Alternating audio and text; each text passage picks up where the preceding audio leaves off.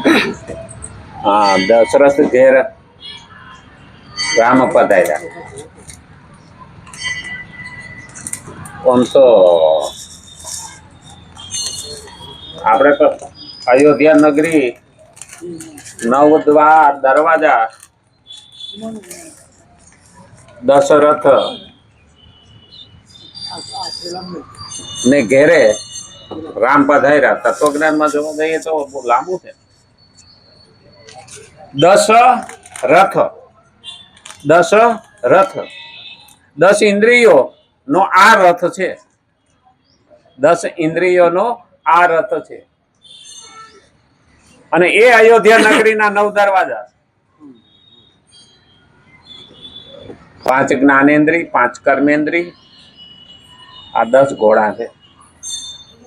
આ 10 અને આ દેહ એનો રથ બન્યો. અને અંદર છે એ અયોધ્યા, જેમાં કોઈ દી યુદ્ધ ન થાય એ અયોધ્યા. હવે જો એ 10મો દરવાજો ખુલે ને તો રામ આવે જ, એમાં કેવું ન પડે. ભય પ્રગટ કૃપાલા દીન દયાલા કૌશલ્યા હિતકારી. ખરેખર ભય પ્રગટ કૃપાલા. રામ જૈનમાં એવું નથી કેતા, પ્રકટ થયા. ભય પ્રકટ કૃપાલા. પછી તો આપણે કૃષ્ણની લીલામાં તો લાગે, આપણને એવું લાગે નંદ ઘેરે આનંદ ભયો જય કનૈયા લાલ કી. એમાં લીલા જોવા મળે, આમાં લીલા જોવા મળે નહીં. રામ મર્યાદા પુરુષોત્તમ. આજે રામનવમી અને કાલે પણ થોડો ભાગ રામનવમીનો રહેશે. એટલે આપણે તો કાયમ રામનવમી જ છે. જે ભક્ત છે ને, જે ભજન કરે ને, એને કાયમ દિવાળી, કાયમ જન્માષ્ટમી, કાયમ રામ જન્મોત્સવ કાયમ હોય. કારણ કે આ સ્તંભ છે આપણા જીવનના. રામ અને કૃષ્ણ એ આપણા આમ તો ખરેખર આઈક્યુ હોવા જોઈએ. અટાણનો જમાનો એવો થઈ ગયો છે ને કે ભવાયાને પોતાના આઈક્યુ બનાવવા માંડ્યા. ભવાયા એટલે એક્ટર, અંગ્રેજીમાં એને એક્ટર કહે ને, આપણે જૂનવાણી તો ભવાયા કહેતા. પેલા તો ડોશીઓ વહુ પ્રેગ્નેન્ટ હોય ને તો ભવાયા જોવા ન જવા દેતા, નહીતર કે ડાગલા જેવો છોકરો આવશે. અટાણે તો ટીવી ખોલો, રોજ સવારમાં ડાગલા જ જોતા હોય, પછી ડાગલા જેવો જ થાય ને. અમે એકે કહીશે એને તો બહુ ઉપાધિ. હા, રામ આવ્યા છે તો રામની હું ઉપાસના કરું, પૂજા કરું, પ્રભુના જાપ કરું, પણ એની પાછળ મારા જીવનમાં પણ કંઈક પ્રભાવ આવવો જોઈએ. કારણ કે રામને 4 ભાઈઓ હતા. એક ગાદી ત્યજીને, પોતાનો હક ત્યજીને વનમાં જતા રહ્યા. અને એકની માએ ગાદી માગી હતી, છતાં ગાદી ઉપર બેઠો નહીં, ભગવાનની ચાકડી રાખીને 14 વર્ષ રાજ કર્યું. જ્યાં દેવા વાળો જેનો હક હતો એ મૂકી દે છે, પણ સામે જેના માટે લીધું એ સ્વીકારતો નથી. ત્યારે રામરાજ આવે. અટાણે 2 લીટર પેટ્રોલ હાટું થઈને બથાબથી આવે. હવે આમાં રામરાજની વાતો કરે ક્યાં મેળ બેસે? સતયુગ ત્યારે જ આવે કે જ્યારે મનમાંથી કળયુગ નીકળે. આપણે શું કહીએ છીએ કળયુગ છે એટલે આવું છે? ના, તારું મન કળયુગમાં ભરેલું છે. એને ઘૂસવા શું ગમે ને? કળયુગને ના પાડેલી છે કે જ્યાં મારી કથા આવતી હોય, જ્યાં મારો વાસ હોય, ત્યાં તારો પગ હોય છે નહીં. એટલે કળયુગ બહાર રાહ જોઈને બેઠો હોય છે કે આ બહાર નીકળવા દે, પછી હું એને વળગું. ત્યાં સુધી તો એનું હાલે નહીં. એટલે આપણે અહીંયા બેસીએ ને ત્યાં સુધી તો કળિયુગનો પ્રભાવ રહેતો નથી. જાત્રામાંથી આવી ગયા? હા, હવે વકીલ સાહેબ ને સારું છે? સારું છે ને? એને પેલું કઈક સ્ટેન્ડ મુકાયું હતું કેવાય કે? ના ના, તમને ખબર નહોતી ને? હા, તો નહીતર નિરાતે ભગવાનના દર્શન ન થાય. જીવ અહીંયા રહીએ ને. બસ બસ.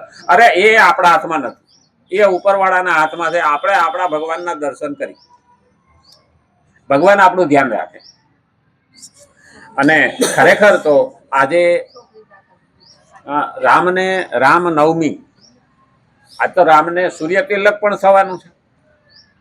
હા, સૂર્ય જે બપોરે 12 વાગે ઉપર આવે ને તે સીધું રામના કપાળમાં સૂર્યનો પ્રકાશ જશે. એક આપણે ધોળેશ્વર જે શિવલિંગ છે એનું પણ એવી જ રચના છે કે ઉગતા સૂર્યને સીધા કિરણ શિવલિંગ ઉપર પડે. જ્યાં ઇન્દ્રએ ઉપાસના કરી હતી ધોળેશ્વર. પણ આપણને એક નજીક છે એટલે બહુ મહત્વ નથી, પણ બહુ બહુ જૂનામાં જૂનું કે જે ઇન્દ્ર રાજા પણ અહીંયા તપસ્યા કરવા આવ્યો હતો ધોળેશ્વર. એટલે ત્યાં પણ દર્શન કરવા દેવો. જો ભાવ હોય ને તો બધું થાય. ભાવ વિના ભાવે આપણે 3 પ્રકારના પૂછવા વાળા થઈ. હા, એક બજારમાં છે વસ્તુ લેવા જાય તોય ભાવ પૂછીએ, પછી કોકને ત્યાં જાય ને કોઈ આવકાર ન દે ને તોય આપણે કહીએ મારો ભાવ પૂછ્યો નહીં. અને એક અંદરથી પ્રેમ જાગે ને એને પણ ભાવ કહેવાય છે. તો ભાવની કિંમત છે. અને એટલે જ આજે રામ ઉપર જેને ભાવ હોય છે ને, રામ બધાયનો લાગે, રામ બધાને પોતાનો લાગે. કારણ કે રામ આપણા જીવનમાં ઉતરી ગયો છે. હૃદય હૃદય રામ બેઠો છે, પણ એને ઓળખતા આવડવું. અને એટલે જ આપણે આ જન્મોત્સવ ઉજવવાનું કારણ જ આ છે કે અમર્યાદ સમાજ બને ને ત્યારે મર્યાદા પુરુષોત્તમ રામની જરૂર પડે. કારણ કે આજે કોઈની મર્યાદા રહી નથી. આજે બ્રેક જ નથી, બમ્પ જીવનમાં આવતો જ નથી. નહીતર સવારે ઉઠે અને માણસે નાહી ધોઈ પૂજા કરીને ભગવાન પાસે જાય, સાંજના 7 વાગે એટલે બધું કામ છોડીને ભગવાનની આરતીમાં બેસી જાય. ત્યાં એનો છેડો આવતો હતો. એટલે આપણે આ ઝાલર ને નગારું ને આ ટકોરો એટલે આવ્યા કે ખેડૂત પણ કામ કરતો કરતો બંધ કરી દે, મૂકી દે બધું. અને અત્યારે તો રાતે 12 વાગ્યા સુધી કામ જ નથી બંધ કરતો. અને એ ધોડ કરે છે, દોઢી કરે ને ડબલ કરે. ઘાણીના બળદિયા જેવો થઈ ગયો છે, ક્યાંય શેઠો જ આવતો નથી. અને પછી ઘરમાં ડખા થાય. કેવી રીતના? હા, છોકરા હુતા હોય તો એ ધંધે વયો જાય, નોકરીએ વયો જાય.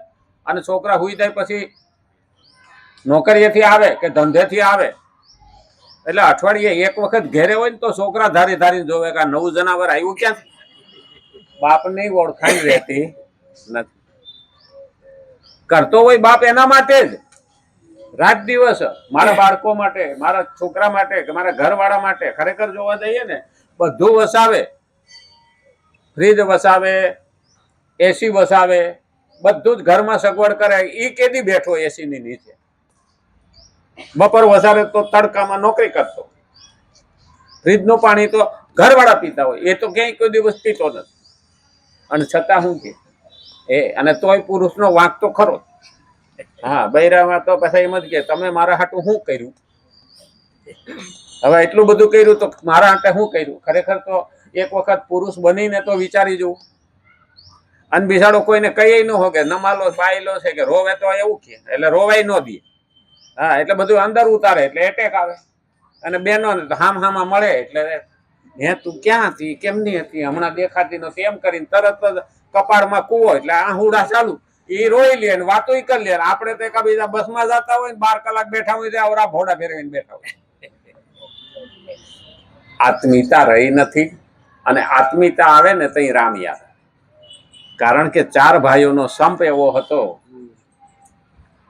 કે આજના જગતમાં માણસ પશ્ચિમી સંસ્કૃતિની વાહે એટલો પાગલ થઈ ગયો છે કે સંયુક્ત કુટુંબ રહ્યા નહીં. પશ્ચિમી સંસ્કૃતિને તો એક જ હતું કે જો રામ જેવું આવશે તો બધા ભેગા રહે, અને ભેગા રહે તો આપણા ધંધા નહીં હાલે. એ લોકો નફો જોવે છે. 4 દીકરા હોય ને તો સિરિયલ એવી મેલે, પિક્ચર એવું બનાવે અને જાહેરાત એવી કરે એટલે ઓલા જોઈ અને પુરુષો ન જોવે તો બૈરા જોઈ અને મારે ભેગું રહેવું નથી. એટલે 4 છોકરા ને એક એનો બાપ, 5 જણા ભેગા રહેતા હતા. એની જગ્યાએ 4 દીકરા નોખા થઈ જાય એટલે 4 ઘર બીજા થયા. એટલે 4 બંગલા બીજા બનાવવા પડે, 4 ફ્રીજ આવે, 4 એસી આવે. એ બધી 4 વસ્તુ મળે વેચાવા. તો બાપાનું જે હતું એ તો કાંઈ દેખાણો થાય નહીં. એટલે એમ થતા ઓલા લોકોનો નફો વધવા માંડે.